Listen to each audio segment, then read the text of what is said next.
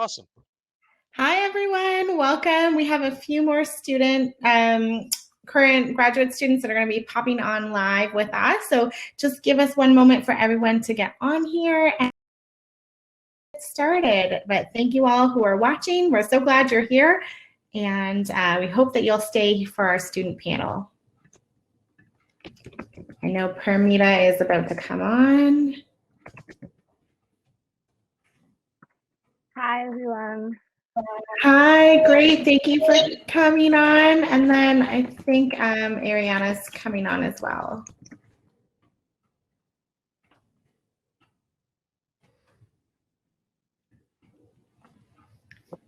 We'll just give it one more minute for them to pop on.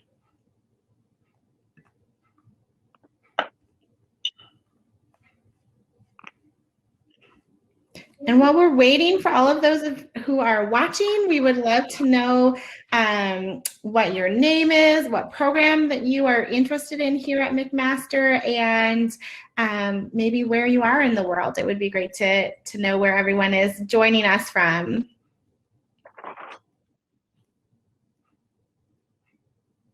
Would you like us to start?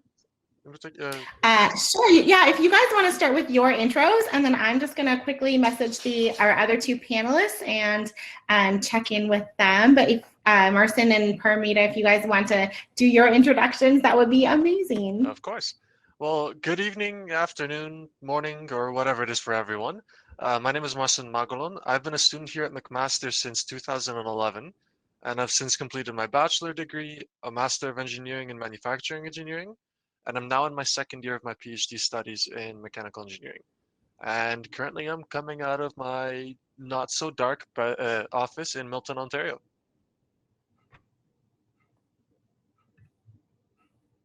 Hello, everyone. My name is Paramita.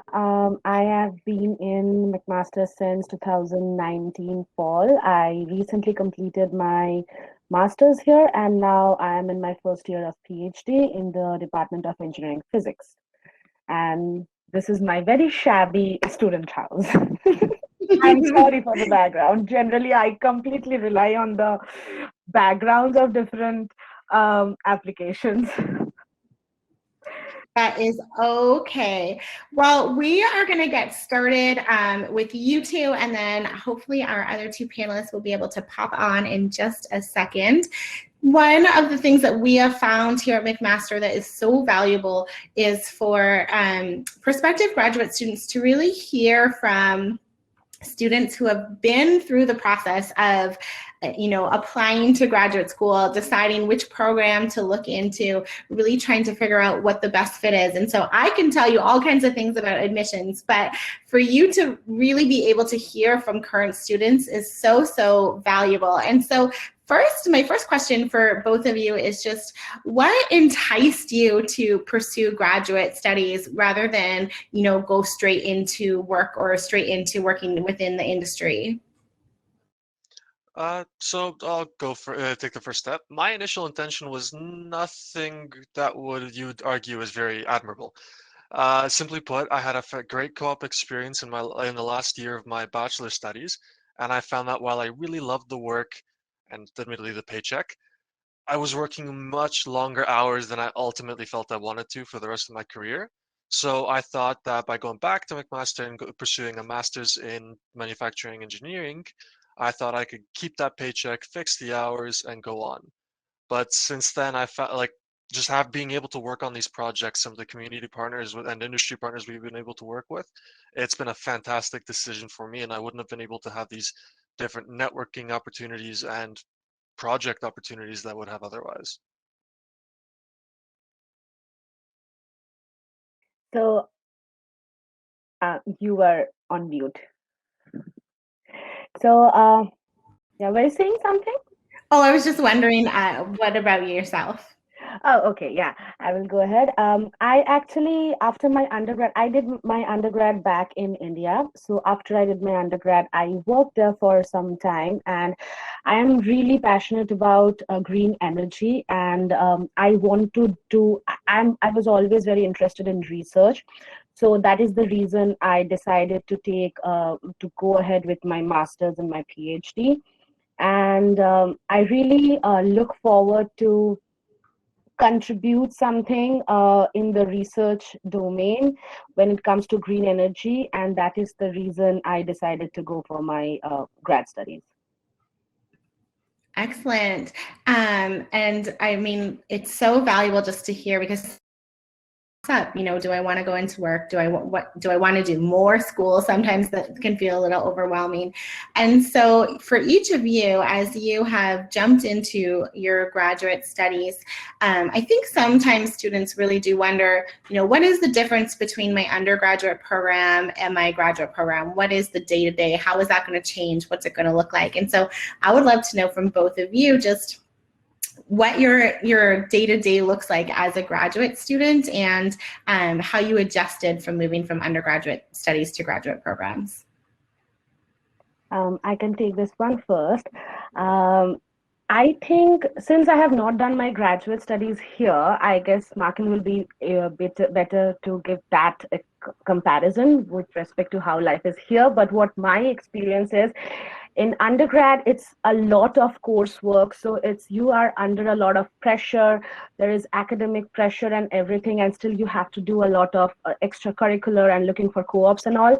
But on the other hand, for grad studies, it's mainly what you are very passionate about doing. So the courseworks are not that heavy. In my department, the courseworks have been modulated in a way that it actually inclines with each of our research. So we are always given a topic to create a report or a presentation, and that is somewhere related to what we are doing. So it always adds value to our research or adds value to what we want to do. And another thing is it is a lot of self-driven thing. In undergrad, there are a lot of other factors like the assignments and everything which keeps the wheel going on. But in in grad studies, it's all about how you are doing it, because no one is there to tell you that you have to do it. It's just that you have to do it. So it's how you are. It's all self-driven. It's not that we are bound to do something, but we have to do it. Amazing. And Marcin, what about yourself? Whether it's here in Canada or in India, the experience has been a lot of the same. Undergrad coursework based, you worked with your friends. Yes, it was a little bit more casual in certain respects, but at the same time, you were still fresh to the scene. So there was a little bit of that built-in additional stress to the situation. What I found when I did my master's was actually with the W. Booth School, and it was project based. So rather than having a supervisor working on a small project and then writing a thesis, I simply took a few courses and then did something like an expanded capstone. And I found my master's to be easier than my undergrad. I, at that point, had a friend that continued on with me, so I had a project partner I knew I could rely on. I was more mature. I had finished co-op positions. I had worked in the industry a little bit by that point, and I approached it with that kind of self-driven. I was like, this is for me. This is my job. This is what I want to do, and I want to do it. Um, I'm a lazy person. I'll be absolutely honest. But rather than putting myself down and making that a weakness, I simply took it to make whatever I was doing efficient, quick, to the point, and get it done. And that's served me well enough. And at the same time, that's kind of expanded further into the PhD. The PhD, now that it's a project-based, more studies and research and work-based, that self-driven work ethic is very big in this situation, as opposed to where it was in the master's and the undergrad. If you don't go to work, not everyone's going to really care that you don't go to work, but if you don't go and you don't do something, there's going to be a lot of questions to answer in the end. So it's up to you to take that step. Amazing. And Marcin, one of the things I love about your story is that you started in a course-based master's and then moved into a PhD. And I often have students that wonder, is it possible? Can it be done? And you're proof that it can be done. But also, I just would love to know what motivated you from doing your course-based master's to then move in and pursue a PhD program. The motivation for me was actually more of an opportunistic situation. I still feel I'm young enough to take that 4+ year dedication towards a PhD. So I didn't mind taking a little break from going back into industry. And my supervisor actually turned out to be the same supervisor for the project that I did in my master's. I took his course in metal additive manufacturing, and he extended an offer to work on a project with him. Well, extended an offer slash we kind of approached him to do it, and it kind of built from there. And that relationship developed from in class to in project to now as a supervisor, my supervisor for my PhD. It certainly didn't hurt that it was all practical based. It was less theoretical research, more here you go, here's a project, print something, do something with your hands. And that certainly was something that keeps me motivated and keeps me interested, because I'm not a theory person. If I can't get my hands on it, it's not as interesting to me as it is to others. I love that. And for each of you, what made you decide on McMaster University opposed to, all of the other universities out there in the world and many, many different programs? What made you specifically decide to come to McMaster and study the program that you came to at McMaster? Maybe we'll start with Paramita and then go to Marcin. So I had a couple of reasons, but one of the reasons were the McMaster is situated in Hamilton, and I am from India. I have never seen snow in my life, other than going to any mountains or something for my vacations. So choices like University of Alberta and all those were not really very feasible for me. I really considered the climate. I really considered the temperature. And the second is my research interest. My department is mainly focused in green energy, say it is nuclear or solar or different other, and a couple of cool professors are working on various cool stuff. So what I wanted to do, I found my supervisor here, and he was doing somewhere similar to what I wanted to do. And that is one of the main reasons that I chose, the reason I chose McMaster.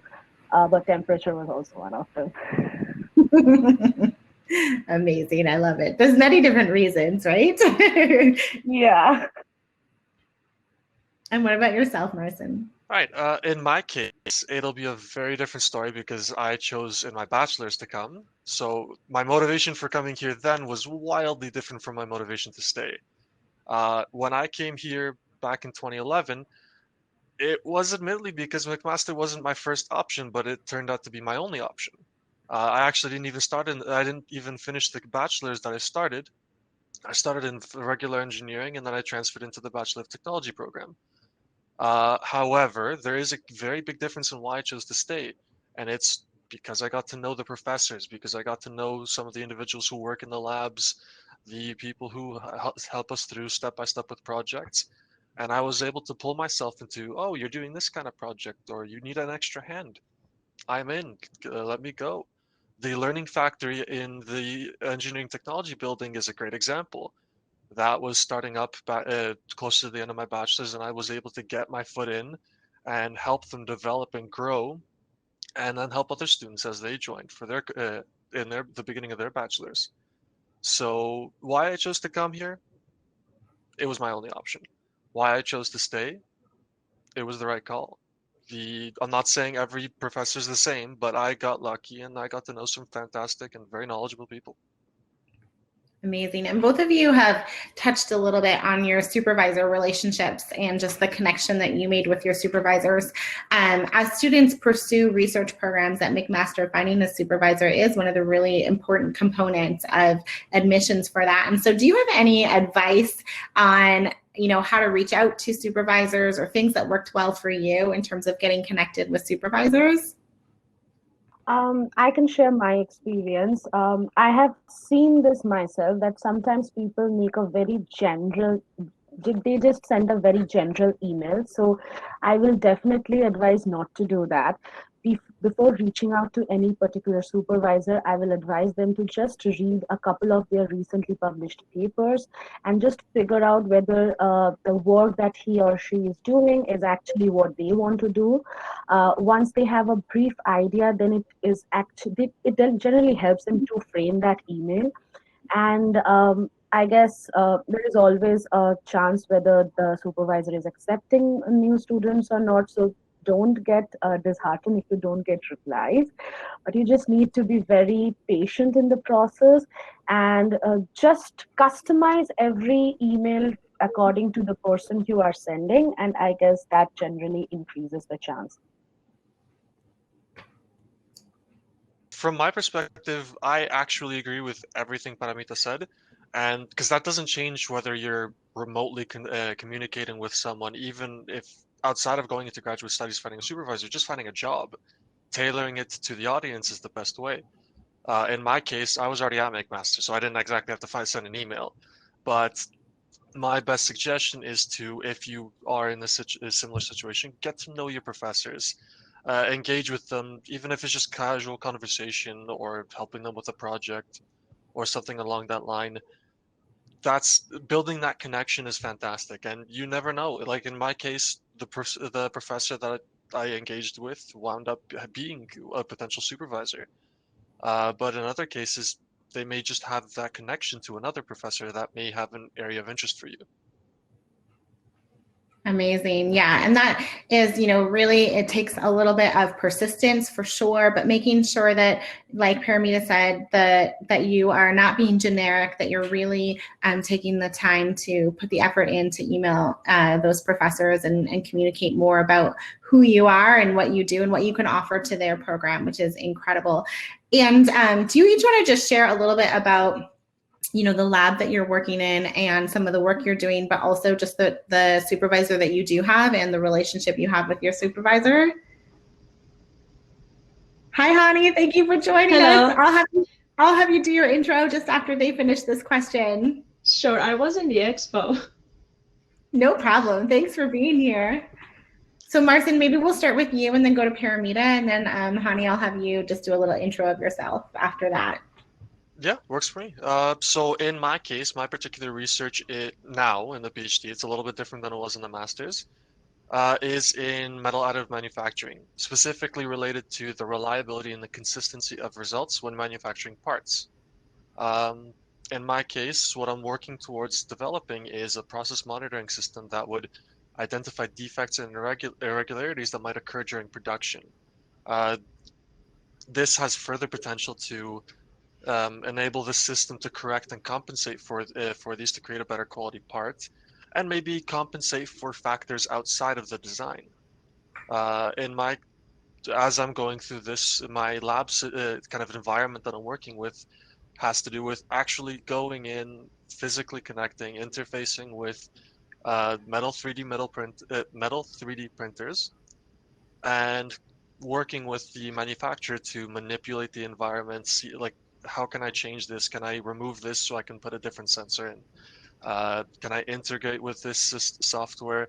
Can I take this apart, simply put, and put it back together in a way that benefits me? And it's been a very hands-on and very great focused experience. And with my supervisor in particular, he's very engaged in, he has a background in manufacturing engineering as well. Sorry, manufacturing as well. And it's great to see that energy from him, that excitement, how the field that he's been working with for recently, as it's been growing, how it's the trend and how technology is developing, and the work being done and research being done is similar to what he's seen with traditional manufacturing. And it's just that excitement from him really helps support and motivate you as well. Not to mention, it's fun to have a joke, have a conversation, and simply connect as people outside of research, the student-supervisor relationship.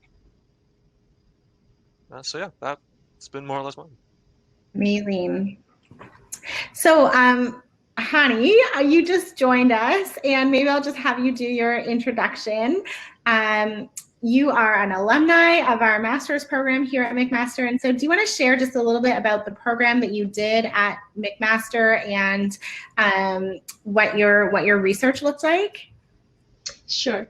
My name is Hania Yousefi, and I'm a chemical engineering department alumni of McMaster. I did my master's from 2015 to 2017 under supervision of Dr. Carlos Felipe, and also I had a co-supervisor in mechanical engineering, Dr. Didar. Um, my undergrad studies was also chemical engineering, and when I joined Dr. Felipe's lab, I switched gears a little bit towards biomedical engineering research. I worked on more of like interface and surface engineering. I worked with DNA, I worked with bacteria, and my whole project was for building platforms for detection of pathogens. Amazing. And then where did that lead you after your time at McMaster? Yeah, actually, I had a very successful project. After my master's, I spent a little bit longer as a research assistant at McMaster to wrap up my projects. I published a few papers. Out of my project, I was able to make sort of food wraps for food packaging that they can be used for detection of bacteria. And with that success, I was able to go to my next position to start my PhD program, and now I'm in a third year PhD program at U of T. Amazing. And so for the three of you, what has been one of the most unique experiences that you had in your graduate program at McMaster? And maybe we'll start with Paramita and then go to Marcin and then Hani after that. For me, the most unique experience has been the people at McMaster. We have a very collaborative environment. When we are doing our research for an international student, they're staying away from home. Everyone is very helpful, very collaborative. You just need to ask for help, and people will be there. So be it your supervisor, be it your co-lab members, be it just any member of McMaster community. So that has been an amazing experience for me. Despite of having amazing research opportunities, sometimes we need people just to thrive any situation like COVID, as we are doing right now.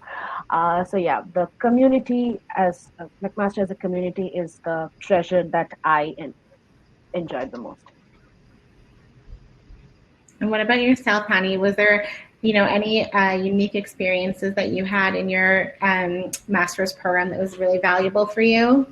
Yeah, I think the most unique experience that I got from my studies at McMaster was the close and one-on-one interactions and mentorship that I could get from my mentors, either in lab or outside the lab. I was able to get a lot of guidance towards where I was going, considering the fact that when I started, I was just like an undergraduate student, finished my undergrad. I didn't have all the experience that I needed at the moment, so I could get a lot of access to wisdom of other people, like my supervisors or other mentors that I had inside the lab with the hands-on experiments. I got a lot of training there that I think is a unique experience that I heard from my other friends that studied at Mac as well. Sometimes in more crowded areas, it's a little bit hard to get that sort of attention. And Marcin, what about yourself? For me, it's actually, I completely agree with them. I've had similar experiences with the community and the team I work with. But my most unique experience has been the business side and negotiation with some of the manufacturers of the machines we use. The one that I mentioned that we've been talking with them, like, how can I manipulate your system? Can I have access to your software? That's been one fantastic experience and networking opportunity as well. In simply put, how can I help you? Let me help you.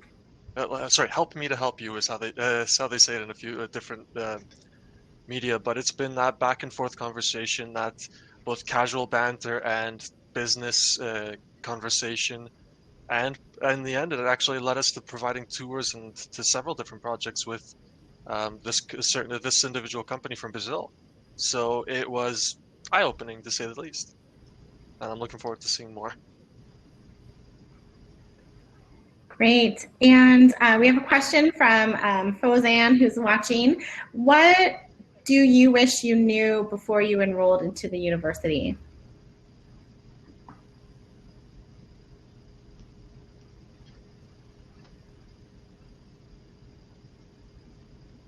That's a really hard question to ask. But I think it's hard to wish for knowing the things that you know now and go to the past, because it's not fair. You just know the things you know now because you lived through your life. I think the only thing is I was always lucky, but like for the positions that I landed. But for a student, before starting grad studies, it's very important to kind of make up their minds and make sure that that's really what they want. Grad school is not easy, as well as like undergrad, it's not easy as well. It's just a lot of hard work that needs dedication and needs believing where you want to go. And it's not a straight line. It has a lot of zigzags until you reach your goal. So I think one thing that someone should know and accept is that it's a hard place to be, not very easy and straightforward, and then just be dedicated to it and enjoy the hardships, because at the end we all graduate with great degrees and a lot of experience. I personally agree as well, and like having that drive, having that focus is, but in my personal case, it's also having the flexibility. You can have your 5-year, 10-year, 20-year plan, but 1 year down the line, you never know what's going to change. COVID's a fantastic example of that.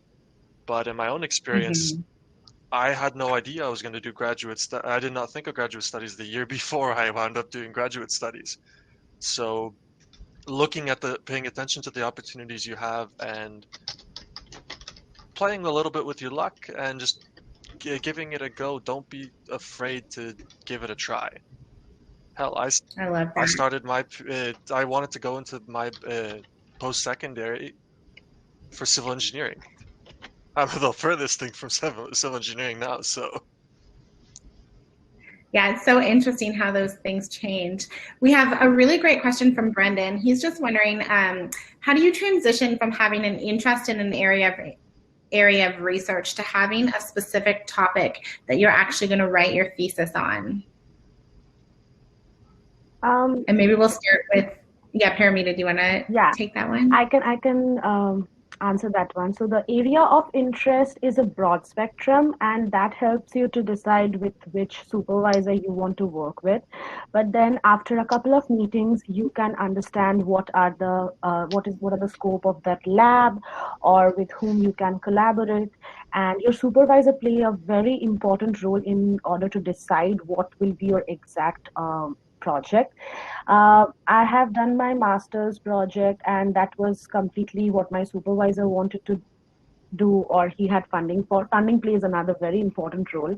Whatever funding, wherever from they are getting the funding, you have to do the research. But when it is under your area of interest, it helps a lot. And for PhDs, a lot of time people end up doing a lot of projects, and then out of that they just shape it. It's not always possible to know what you're going to end up after 4 years at the very beginning. So it's a two-way communication. You and your supervisor at the end of the day decide about that.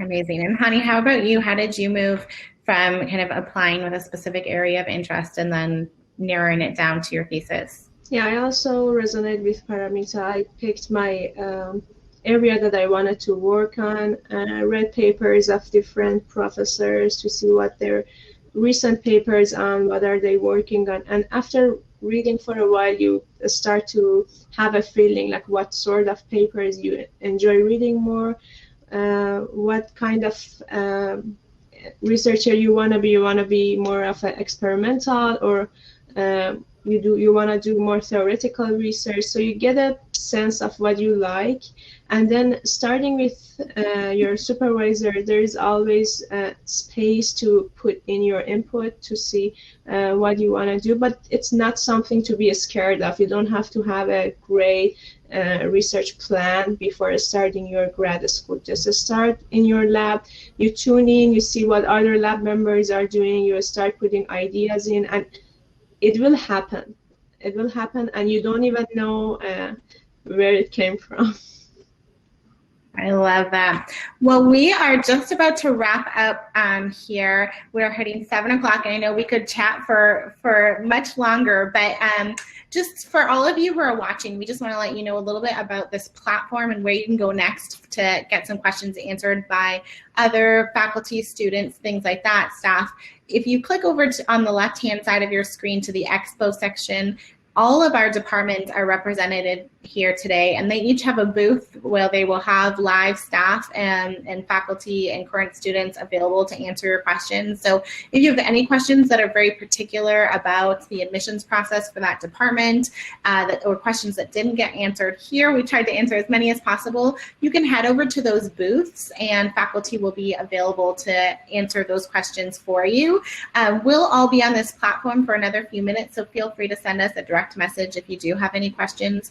And at 7:30, you can find me in the sessions area doing a presentation very specifically on admissions. So any admissions questions can be brought over to that session.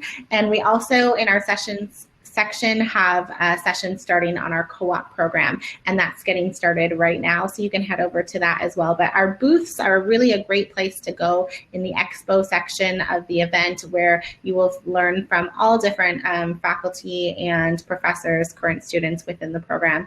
Thank you all so much for your time. We really do appreciate you taking the time to be with us and share your experience. It's so valuable for us. And we just thank you all for spending the night with us, and have a good night, everyone. Bye-bye. Bye.